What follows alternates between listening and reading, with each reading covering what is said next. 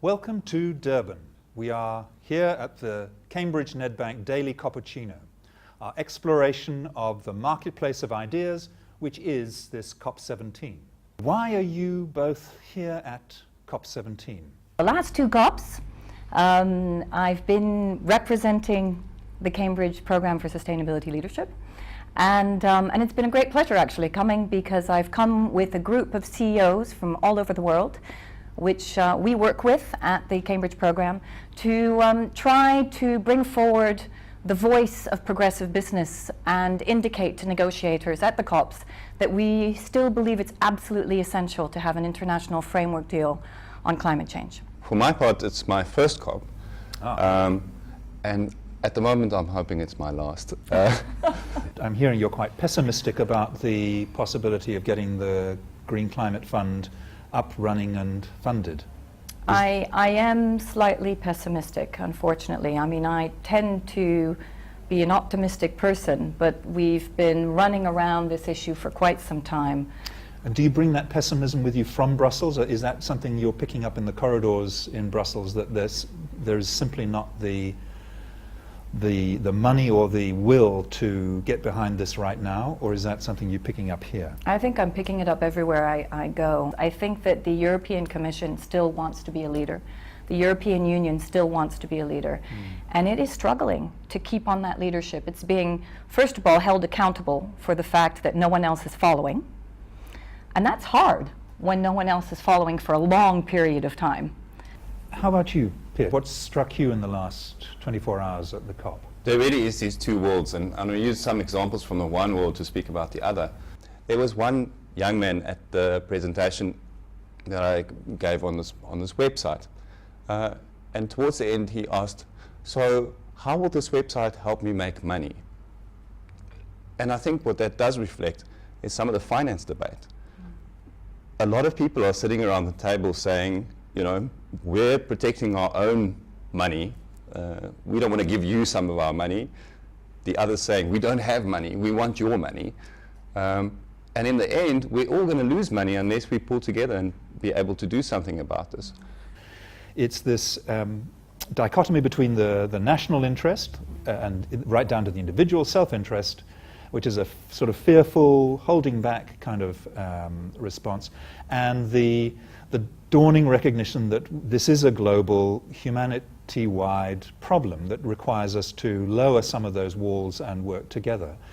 Are you, either of you, picking up any sense of that shift gaining momentum? Because without that shift, it seems the COP is, or the whole process of negotiating around climate change is wasted. I do see an optimism in the sense that, first of all, there are individuals who are becoming champions. I've just been over here working with a large South African energy company that's often quite criticized for its lack of change and its holding on to dinosaur energy. And yet I've been heartened by some of the people in that organization who very much want to transition away from coal, who want to lead South Africa to a brighter low-carbon future. They have internal struggles every day to try to convince their colleagues, as well as external struggles to try to convince their communities and others that this is the right way forward.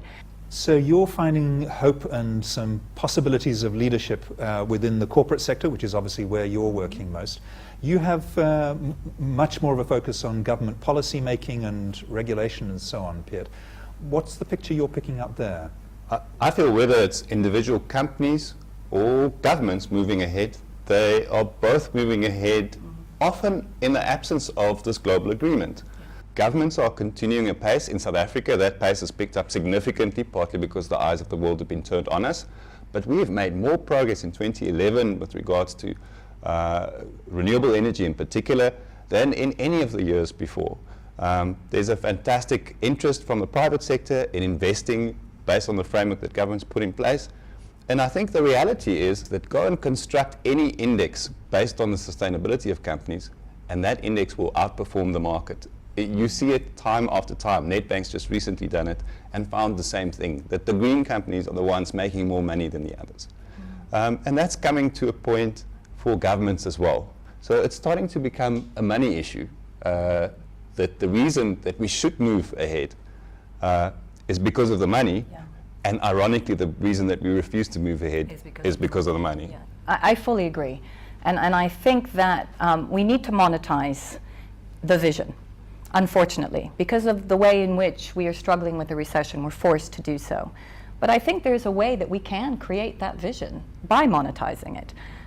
We can clearly start to show the benefits from a business perspective in terms of investing in low carbon technology.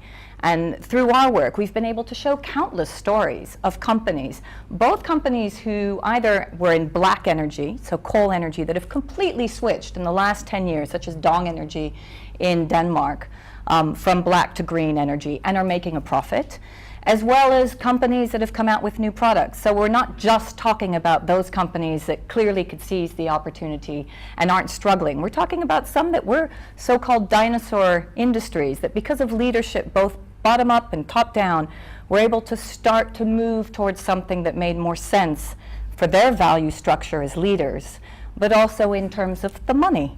And create jobs, by the way. It's Absolutely. very interesting that the South African labour unions are very active around all of these negotiations. There's a big 1 million climate jobs campaign.